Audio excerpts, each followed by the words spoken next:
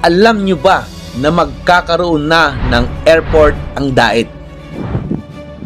Pag ito nagawa na, napakadali na lang pumunta dito yung mga turista. Day and night, ginagawa na nila ang airport. Nakakatuwang isipin na magkakaroon na ng airport ang Dait. Kaunti na lang, magkaka-airport na! Yay! Malaking bagay ito lalo na sa mga uuwi, especially galing abroad. Mga magbabakasyon or uuwi galing Manila or ibang provinces. Hindi na kayo mahihirapan bumiyahe ng 7 to 12 hours from Manila to Dait or Dait to Manila.